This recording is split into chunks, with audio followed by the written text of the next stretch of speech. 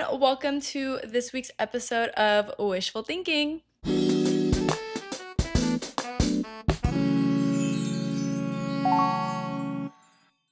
Welcome back, everybody, or welcome if you are new to the podcast.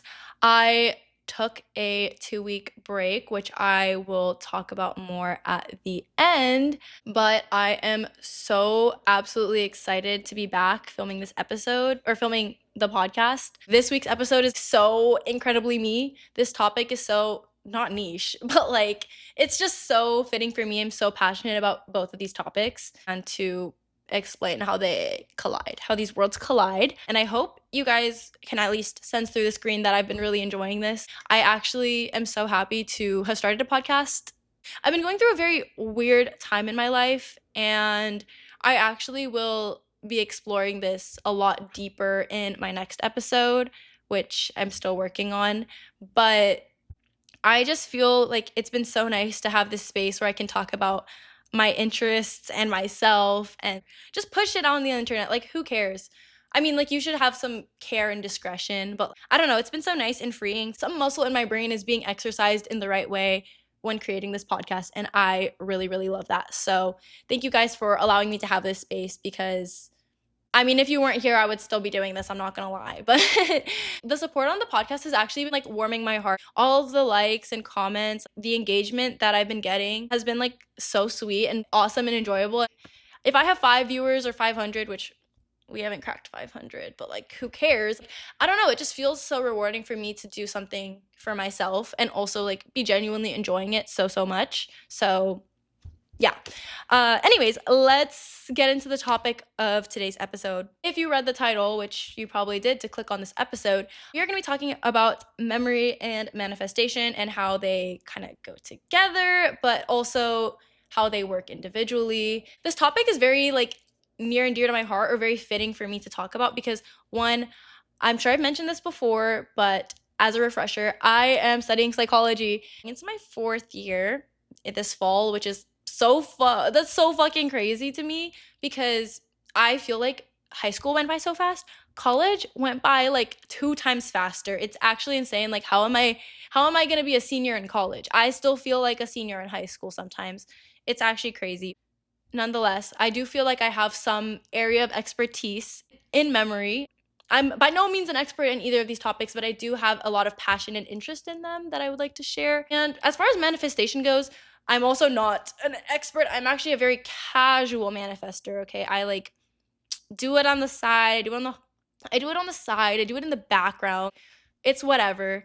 But I have been quote unquote practicing manifestation for 5, 6 years now, very casually. And I do believe that I have manifested certain things into my life. And I think that if you practice manifestation, you kind of believe that almost everything in your life is something that you've manifested or cultivated into your life. I don't know. That's just kind of my belief, but we will get into my beliefs later. And I think it's really interesting for this episode to be something very scientific, such as the study of memory, contrasted with something very woo-woo spiritual manifestation. But I do think that manifestation is in the public consciousness enough for people to take it a little bit more seriously. I just think it's interesting, the dichotomy of these two topics merging together, and also they're just both such interests of mine. So I'm so excited to dive into this. I will be giving you guys a very, very basic crash course on memory. This is going to be a summary of a summary of a summary, very simplified, watered down version of how memory works. This information actually is, let's cite our sources, everybody. 2026, let's cite our sources, and let's use less AI. I actually am a very avid not AI user. Besides Google searching, which I've actually made a conscious effort to stop using Google. I've switched my browsing to Ecosia because it's a climate friendly browsing. Every couple searches you plant a tree or something.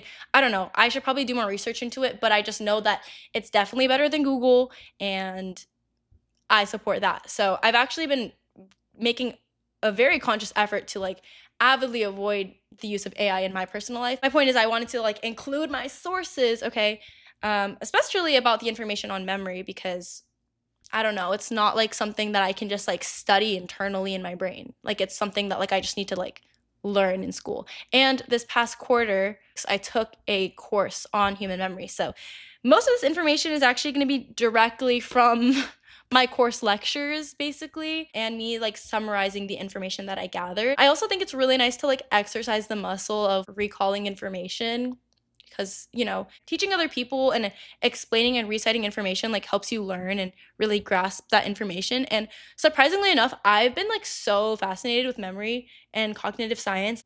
It's been like a new passion and love that's like sparked inside of me. So I want to share that by sharing how memory works with you guys, a very watered down version.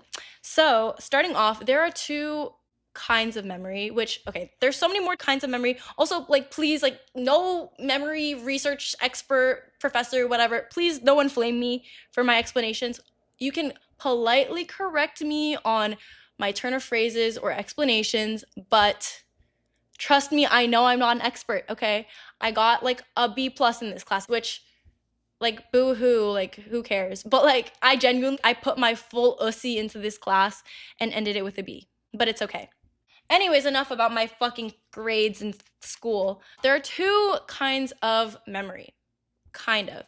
The first is your working memory, also known as your short term memory. This is essentially the stuff that's like actively in your awareness, or like recent events that happened that you're still thinking of, back of mind, things that are very easy to recall and think of because of their recency. And the other kind, which you can kind of assume, is your long term memory, which is essentially the stuff that you just have tucked away in the back of your mind. Actually, I don't know if it's really stored in the back of your mind, but the things that are in your unconscious until you bring them into your conscious awareness, things like memories of events happening, basic like information, semantic facts that you like hold and believe to be true, things like that that you're not actively thinking of, and they're not necessarily the easiest to just like bring to mind like that, but it's still information that you possess and shapes your character.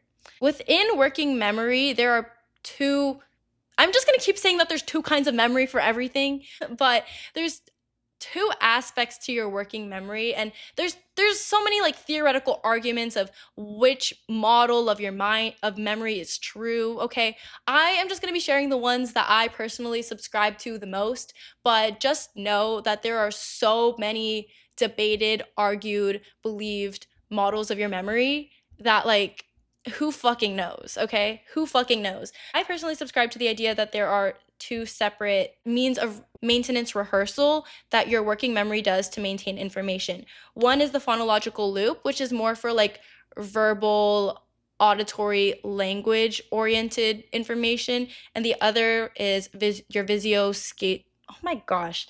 The other is your visuospatial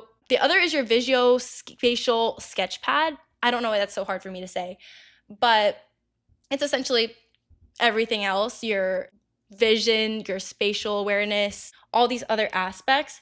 And both of these loops, the sketchpad, like they're both means of like rehearsing information internally to keep them in your awareness.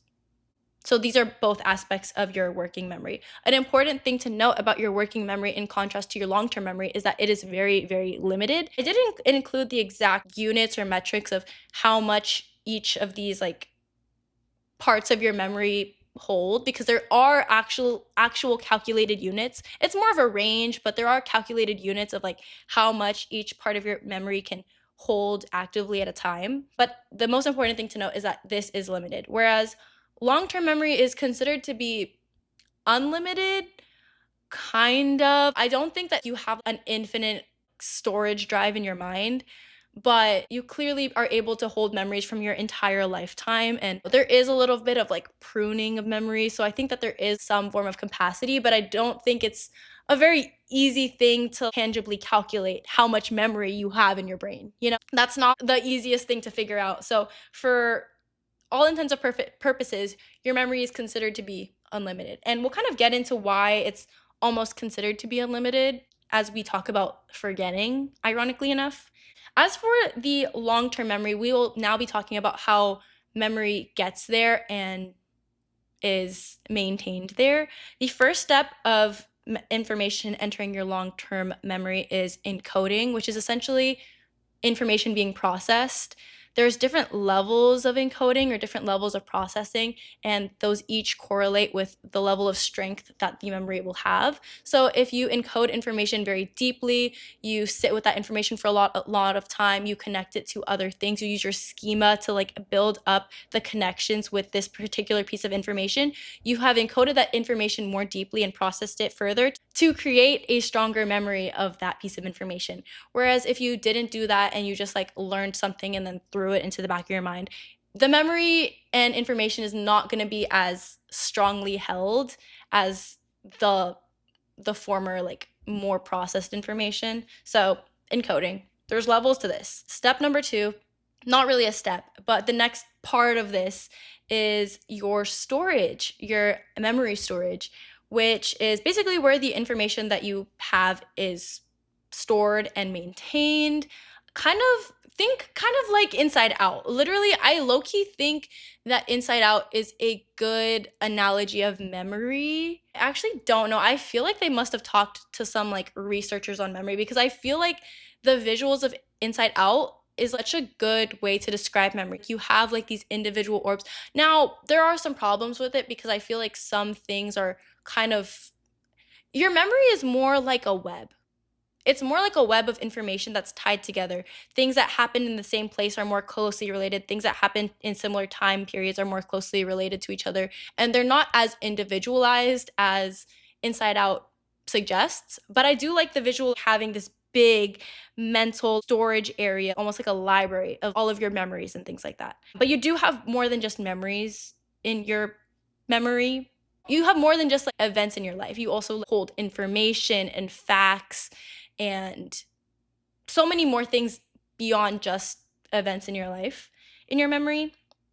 But I digress. Storage. And then after that, we have retrieval, which is kind of when a memory in the long-term storage escapes and goes into your working memory, goes into your conscious awareness. It is when you pull something into your attention. And retrieval is dependent on cues. So a retrieval cue is essentially something that causes you to think of another thing. Essentially, a retrieval cue is the item that you're trying to recall plus some context around it. As I mentioned, your memory is kind of like a web. And so the easiest way to retrieve a piece of information is to think of things related to it. It's kind of like when you're trying to get a friend to remember an event or memory that you guys have together, or a person, and you're just telling them more and more pieces of information to help them get closer to the retrieval of that item. It's almost like we intuitively know how our memory works and how to retrieve information without being told. And the context can be a whole lot of things. It can be a place, it could be a smell, it could be an emotion, it could be hanging out with certain people. The context is so many other things. Context is essentially the associations you have around that item. Like I mentioned, your memory is a web, and so the more of these associations that surround this item that we can pull, the easier your retrieval of that item will be. The easier it will be to pull it out of your long-term memory and into your attention, into your working memory. And then the last aspect of long-term memory that we'll be talking about is consolidation, which is essentially when your memory, after being retrieved, goes back into your memory storage, your long-term memory storage, and it is consolidated, condensed. I think a lot of people kind of know this, but this is me confirming #true.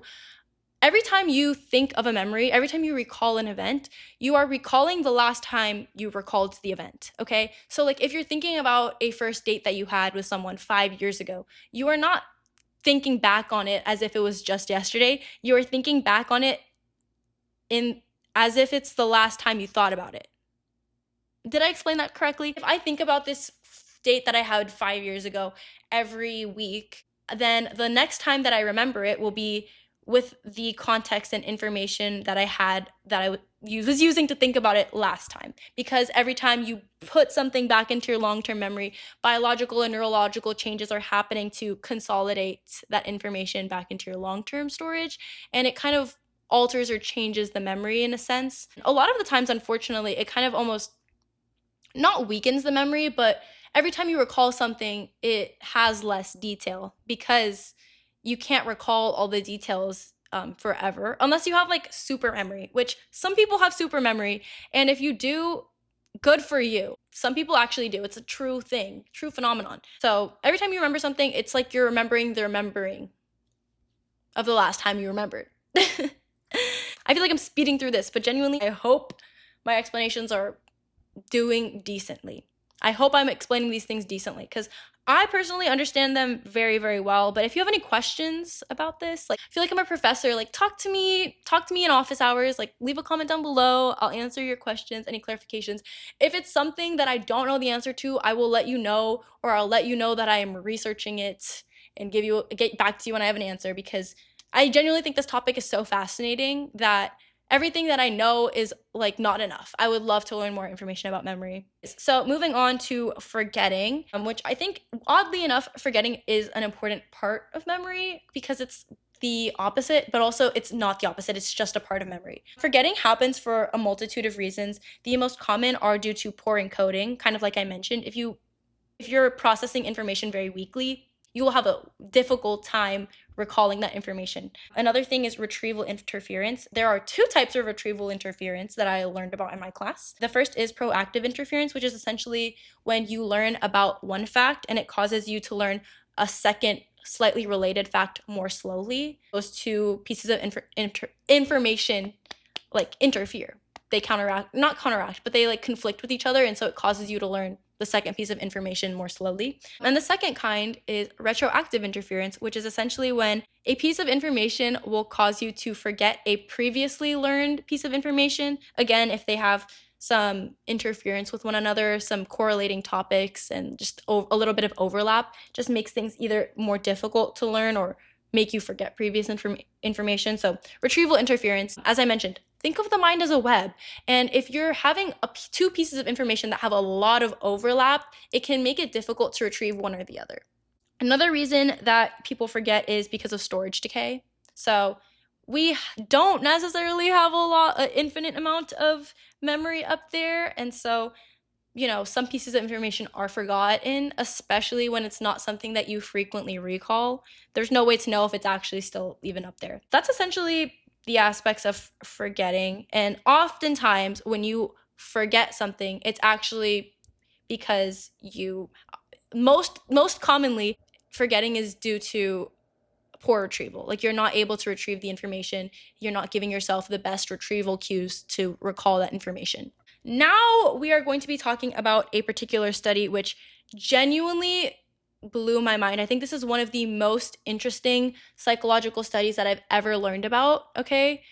Besides all of the like unethical ones, all of the unethical ones are genuinely like absolutely insane. I think arguably this one may be a little bit unethical, but like ethics and psychology, they don't get along. If you want to learn anything profoundly interesting in psychology, you gotta like be unethical.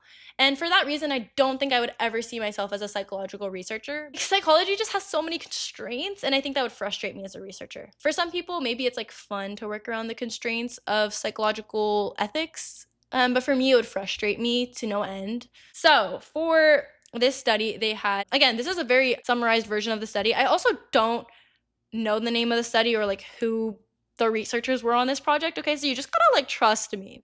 You just gotta trust me, but this is like information I had from that class that I took. But essentially, there was a study where they took 20 adult participants and they showed them 4 childhood pictures and 1 doctored image. It was essentially a study to implant fake memories, and they were trying to see if giving them fake images, would be able to implant fake memories for them, the creation of false memories. The study was essentially conducted by showing the participants all of these photos, and then they guided them through recall and imagery exercises and repeated this over the course of 3 separate interviews. That they asked the question, did false memories occur? The answer is yes, they did. I wouldn't be telling you about this study if the answer was no, would I? False memories increase with imagery exercises. So the more that they did these visualization exercises or imagery exercises, the stronger their recall of these false memories was. What this study tells us is that memory is a constructive process. Many of the participants shared details that went beyond the photos that they were shared, even for the false memories. The false memories also included fewer photo-derived details than true memories, and feelings increased. Their feelings related to the memories increased with more of these imagery exercises. Beyond just memory being constructive, it also tells us that our brain has no source monitoring mechanism. So we have no way of knowing whether a memory is a true memory or a false memory. If that's a scary thought for you, I'm like genuinely so sorry.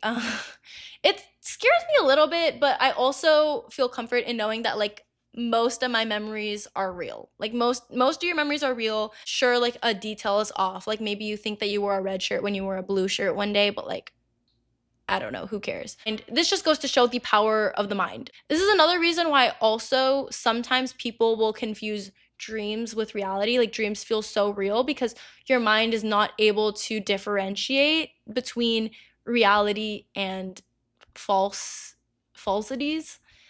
Now, before we transition into the topic of manifestation, which I'm very excited to get into, I wanted to briefly talk about the new Spider-Man movie, Brand New Day. Now, there's not going to be any spoilers for this new movie, but I really, really enjoyed it. I just wanted to talk about it because I'm a huge Spider-Man fan. Oh my God. And I love, this is my opinion, and I don't know if it's controversial, but if it is, I hold this opinion with strength.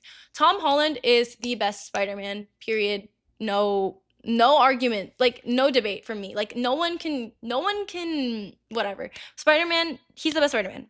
Like he's the best Spider-Man, he's the best Peter Parker. Like I don't give a fuck on like whatever. He's the best. And this is coming from someone who grew up on Spider-Man. I've watched all of the Tobey Maguire. I've watched all of the Andrew Garfield. Like I am a Spider-Man fan. I'm a Spider-Man fanatic, okay? And he is the best Spider-Man by far. I think I have this opinion, and my boyfriend also told me this too. I think that this new movie is honestly the best Spider-Man movie ever. And maybe I'm saying that with a lot of recency bias, but this Brand New Day movie genuinely felt like such a classic Spider-Man film. It had all of the classic elements that you want and love from all of the OG Spider-Man movies.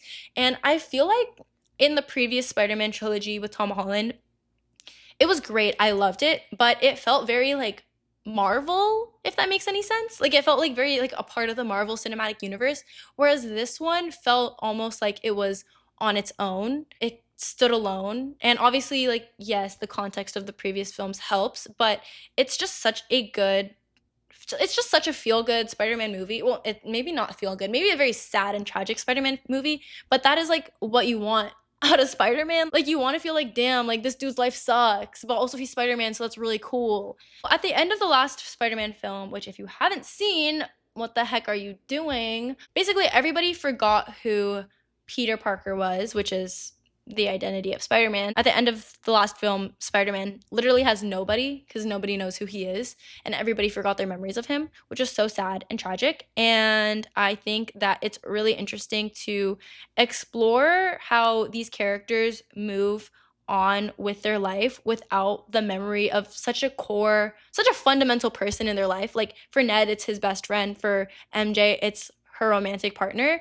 And to see how these characters are still themselves, but also like slightly different people. Obviously, there's a significant passage of time throughout this new movie, but also people are made up of their memories, and to simply just erase entire like chunks, like years of their life from their memory, like obviously significantly shifts your personality. And so I just wanted to talk about that, but also just like come on here to say, like, if you haven't seen the new Spider-Man movie, watch it. If you like superhero movies, if you're a Spider-Man fan, you've probably already seen it. Oh my God, like I love Spider-Man. Spider-Man is literally like my childhood. I have a core memory of hanging out in the car with my dad and my brother watching one of the OG Tobey Maguire Spider-Man movies on CD with those like mini portable CD players. Literally a core memory. I genuinely love Spider-Man so much, like so deeply. Unbelievable. But Tom Holland is my favorite, and this new one may just be my favorite movie. May just be my favorite Spider-Man movie. also wanted to talk about this to help us transition into our next topic, manifestation. But I have seen so many people talking about how Tom Holland is the king of manifestation. Oh my fucking god, yes. Yes. Literally, yes. I love Tom Holland and Zendaya also. This is literally just like me like fanning out about these two people, but I love Tom Holland. I love Zendaya. I'm so happy that they're married. Like, I've been watching Zendaya since she was on fucking Shake It Up. Her entire career trajectory has been amazing and beautiful to see. It's been so beautiful to like see them like fall in love and like whatever. But also, I love seeing those compilations of Tom Holland literally just manifesting his entire life like before our eyes. It truly just shows like you can speak anything you want into existence. So many people will question or like hesitate to believe in manifestation when there's like so many clear points of manifestation, maybe not necessarily in your life that you've noticed so far, but like other people's lives. How can you believe that some people can be luckier than others? I think that everybody has the gift of manifestation in them and you just have to choose to unlock it. But yeah, Tom Holland, king of manifestation. Obviously, someone who's great at manifestation is gonna manifest to marry Zendaya. What the fuck? Obviously, the king of manifestation is gonna be married to Zendaya. Like Zendaya is literally like the ultimate catch. Oh my god, what? Why is my bicep muscle popping out? Hey, guys, this is like this is all I got. It's something. There's a little bump. All right. That is my whole Spider-Man rant and also most of my rant about memory. Now we're going to be talking about how this relates to manifestation, which you might have kind of caught along. The fact that memory is constructive is the fact that like you can just create whatever memories or like ideas and thoughts you want in your brain is insane. Learning that to be true immediately made me think of manifestation.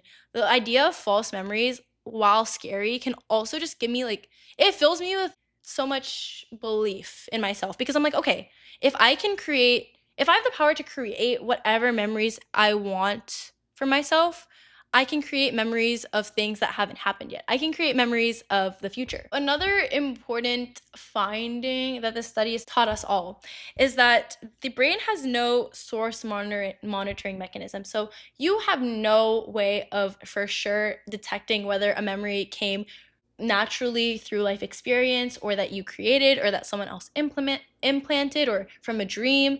We have no way of for sure knowing or detecting where a memory came from. Now, while you can have the belief of like, okay, I know that I implanted this false memory myself, your brain is still going to treat these memories as if they are real, as if they happened, as if it's a part of your life story.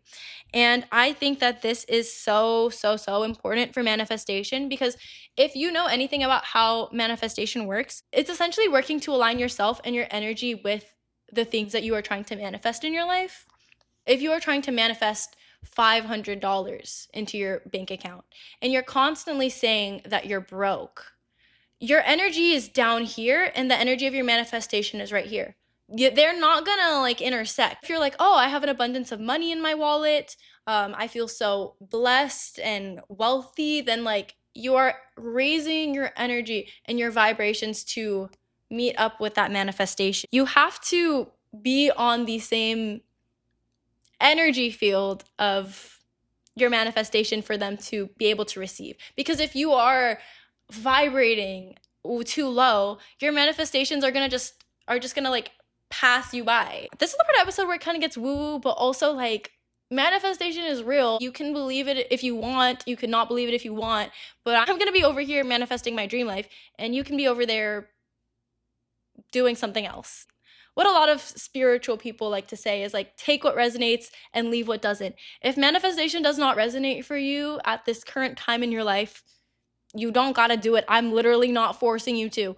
But I will say there is a lot of benefit to being a high vibrational, positive person and speaking highly of yourself, even if you don't believe it. It also kind of goes along with fake it till you make it mindset or like mentality. You know, if you fake being a certain thing or feeling a certain way, eventually it will just come naturally to you. And maybe you can believe it's something else. I feel like it's almost a form of manifestation. And there's so many ways to manifest. Oh my God. Like, I'm not going to get into it, but like visualization, affirmations, like those are some of the easiest things to do. Just visualizing yourself being the person you want to be, living where you want to live, talking to the people you want to talk to. Like I mentioned in that previous study with the 20 participants, they practiced these visual exercises. Their feelings increased, their recall increased with these imagery visualizing exercises. And if you do the same for yourself with manifestation,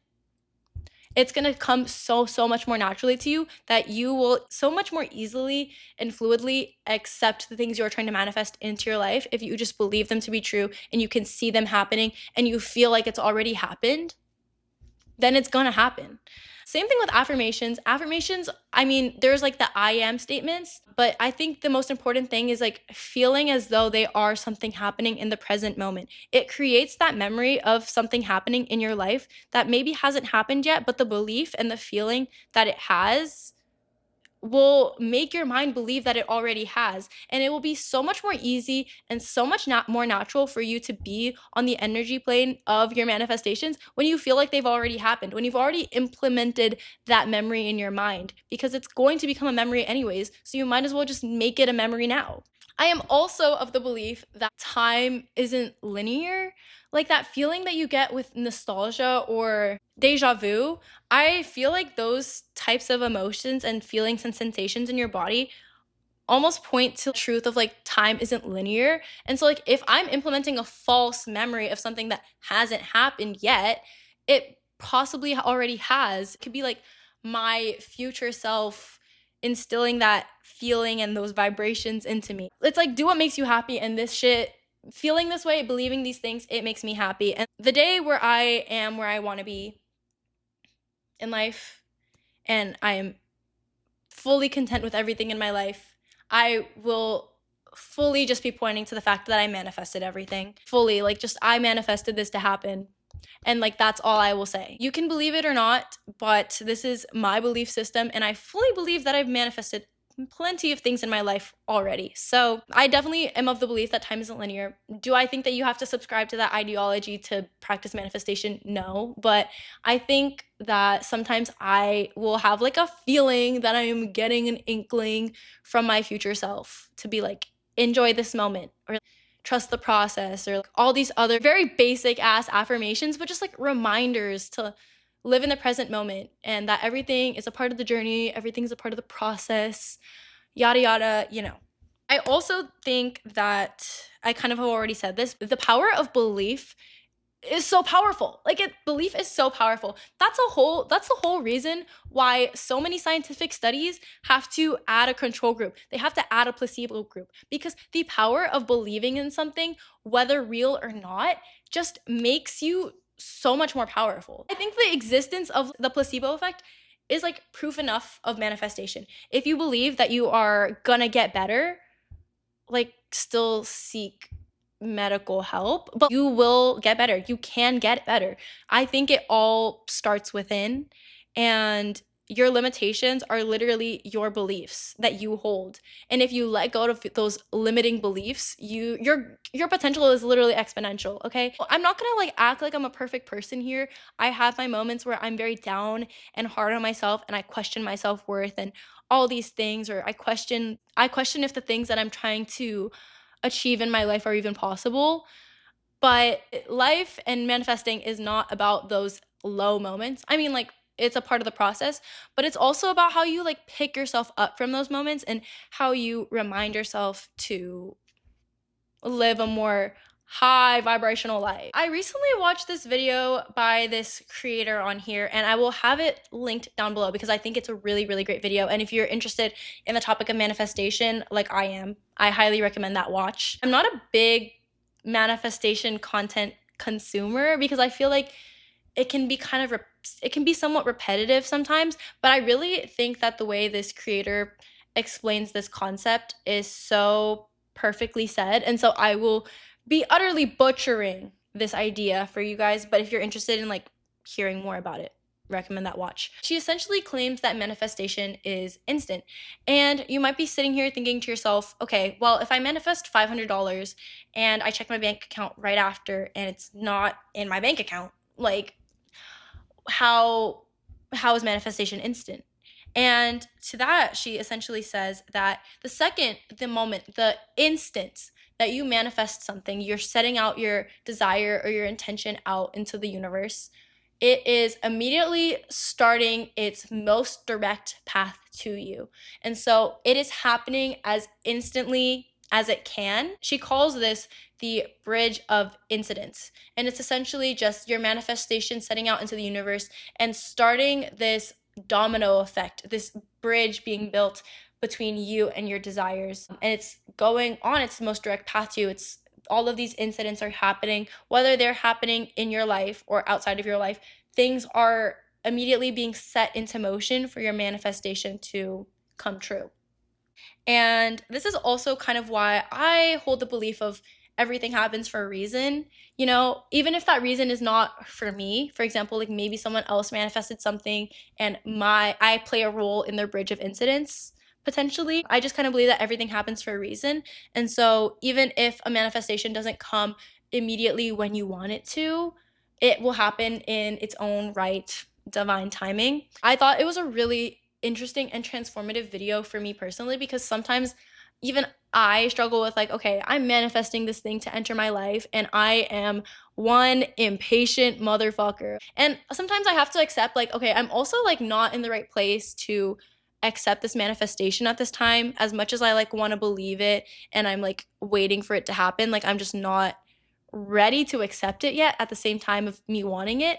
And so I fully like since learning this, it's been actually genuinely life changing and transforming. Like it's all about the journey, it's all about the path, it's not about the destination.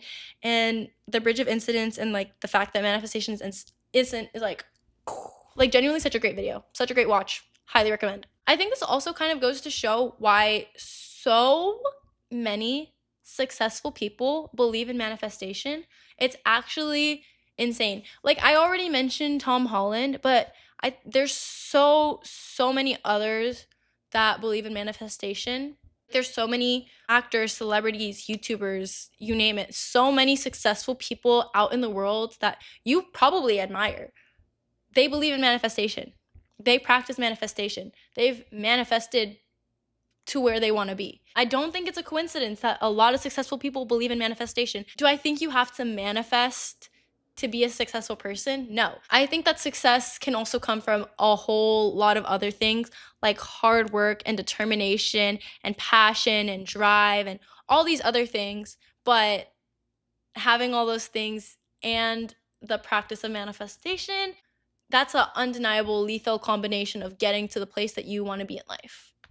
Now, I kind of wanted to talk about manifestation in my own life. I feel like I have manifested so many things in my life, consciously or unconsciously. I just feel like my entire life, I've just manifested so many things coming into fruition. For example, I fully am of the belief that I manifested my relationship, which I could like talk about this in another video. It makes me like sound or feel crazy, but I'm not gonna lie, like this is something that I did when I was first getting into manifestation. And I feel like I would never manifest a relationship now. Obviously, I'm in one, but I don't know. I feel like out of all things to manifest in life, like, do we really need to be manifesting like a romantic partner? I don't know. But this is something that I did. At 15 years old, I fully wrote a letter, front page and back page, describing my ideal partner. And I immediately after writing it, I like folded it up and put it in a hidden place where I wouldn't see it and I would forget about it. Like I just literally like wrote my intention out into the universe and just forgot about it. Like I just let it be on its merry way. And 2 years later, I started dating my current boyfriend. And he literally is like basically that paper to a T. I think one of the biggest things for me, which like maybe this is not like super crazy, but the biggest thing for me is I remember on that paper, which I found it like a year or two later after we started dating, and I was like, oh, one of the most specific things that I wrote was my ideal partner has a little sister. My boyfriend has a little sister. And I was thinking back, and I don't think any of the other people that was romantically interested in before him had a little sister. And that was just such a crazy realization for me. Yes, tons and tons of people have younger sisters. Like, it's not like the most rare thing in the world, but it's just the fact that it was something that I was not consciously thinking of when we got together. Like, he has a little sister. Let me start dating him. Like, no, like that's not obvious. Obviously, that's not how it happened. But it's just like crazy coincidences like these synchronicities. They don't really feel like such coincidences when you put it in the perspective of manifesting things. I've also feel like I've manifested a lot of the friendships that I have in my life, especially the newer ones that I've made in college. Going into my first year of college, which I kind of talked about friendship a little bit in my first episode of the podcast, but I went into college with so much pressure on myself to make like the best friends ever of my life.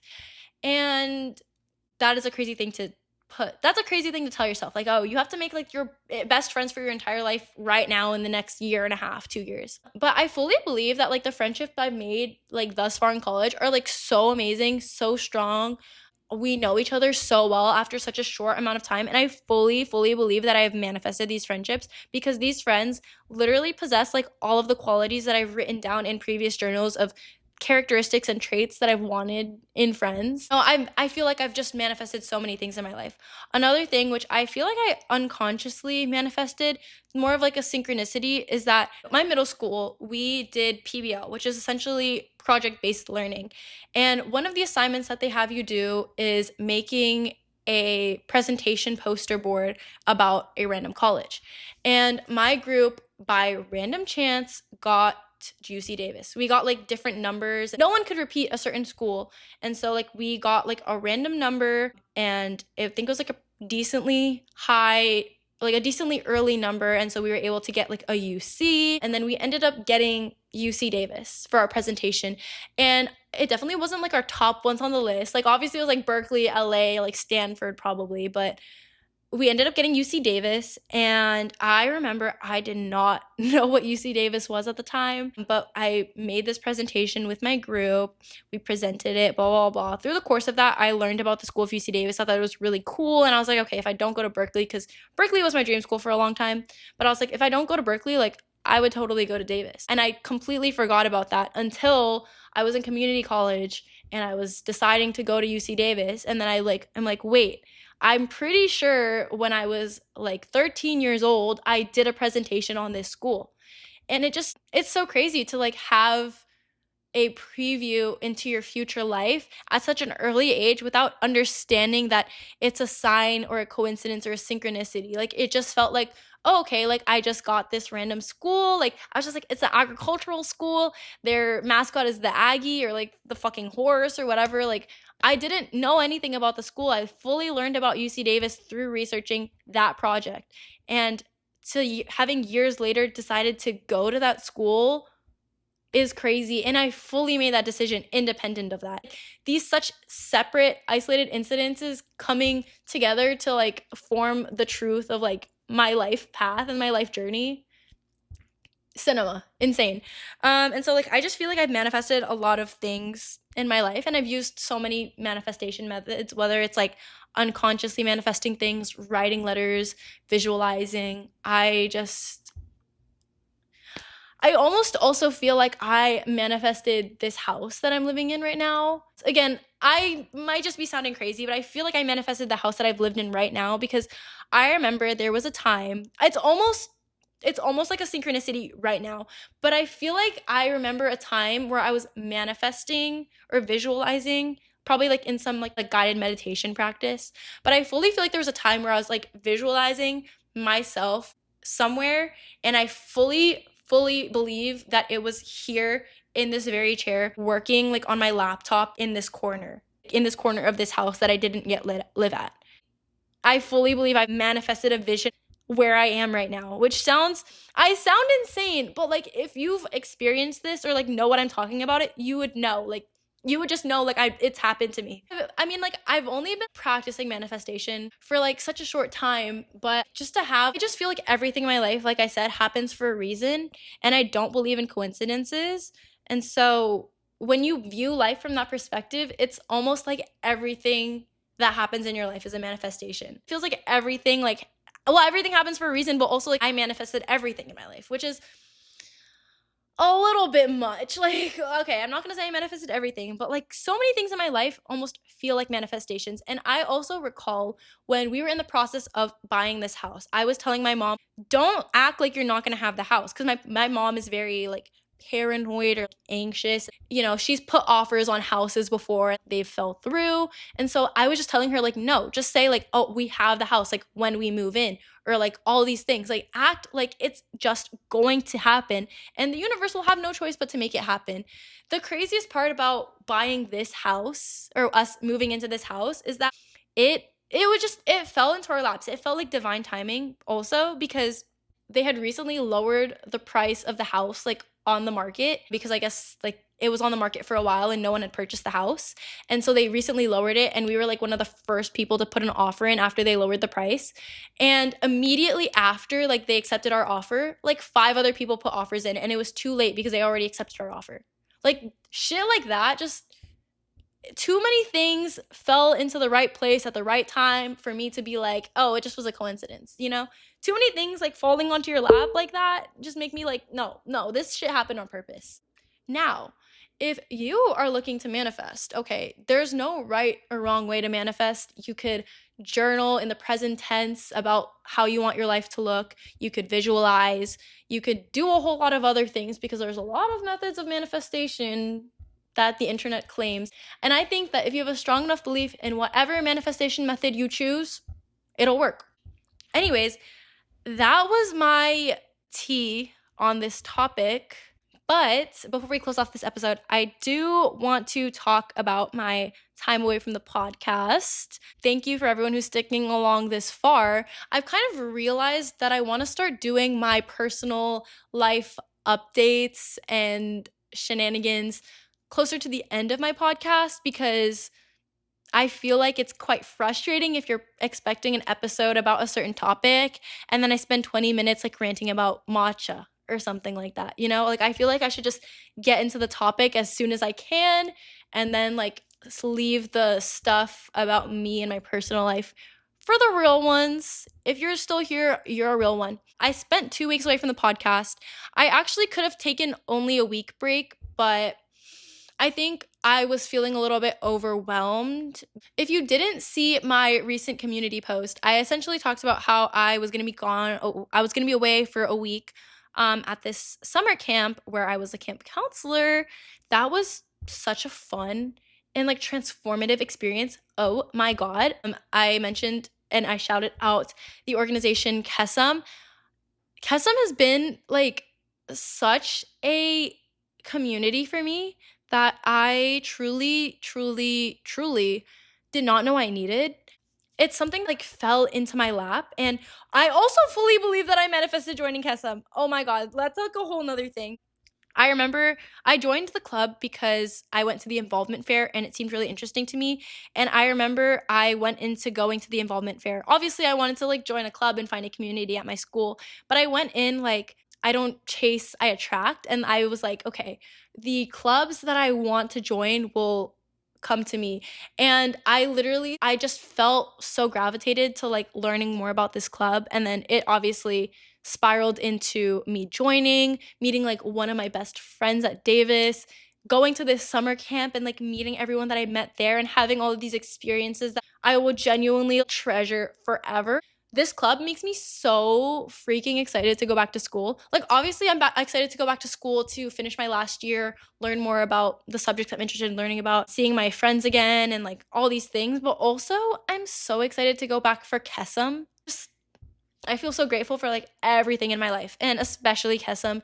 That week that I spent away was so needed for me. I was really nervous to go because I'd never been like a summer camp counselor before, which is like such a specific thing. I felt like I was living my bunked fantasy also. It was just the best experience ever. It was like some much needed time offline and reconnecting with nature and also like reconnecting with people. It was literally like everything I could have wanted and more. But in that time, I also feel like I really collected myself and my intentions and like what force of nature I want to be in the world and what I want to put out there. I don't really think it's changed like the mission or my attitude of like creating this podcast, but it's definitely helped me be more critical of what things I want to improve and what things I feel like I'm already doing great in this podcast, because I think that while it's important to like look at my shortcomings or areas that need improving, I think it's also important to celebrate the things that I'm doing well. Like my courage in posting on here and my commitment to working on this thing and building up this dream and like all this stuff. I think I'm doing a lot of things right. And I think that's something I should celebrate in myself. I was just really nervous to start to go to the camp because I've been having a lot of personal stuff going on recently, and I think I kind of mentioned I will be having a whole podcast episode about it next week. I kind of filmed the episode already, but it doesn't feel ready for me just yet. And so for an episode that is going to be so very personal, I want to really sit with it and take time with it to make it everything I want it to be and more. And that's not to say this episode is rushed by any means. I just feel like this episode has already lived in my mind and cooked in my mind enough for me to be able to just like put it out there, Like I literally spent an entire quarter studying like half of the subject and living my life through the missions and values of the other half of the topic. I just feel like it doesn't require a lot of conciseness. Well, it does, but I feel like I already have parts of what I have to say already stored inside of me. But for this other topic that I will be talking about next week, stay tuned. It's just something that's so new to me and my life. And it's such a big change that I need time to sit with and process before I put out there in the world. But it's also just been something I'm like almost exhausted talking about because I've been telling so many people about this recent change in my life. I'm honestly so excited to be back and better than ever. I have so many exciting podcast episodes and ideas and topics to explore with you all. So I really, really am excited for the rest of this journey and where this podcast will take me. And I hope that you guys are willing and ready to hop along on the ride with me. I hope that you guys enjoyed this episode and that you took something away from it. I feel like this episode is almost the thesis statement of my podcast. I hope you guys enjoyed this a lot because I really enjoyed making this episode and I am so excited to be back, and I don't foresee myself taking any breaks in the future. We will be consistent and I will consistently see you guys every Thursday. Bye.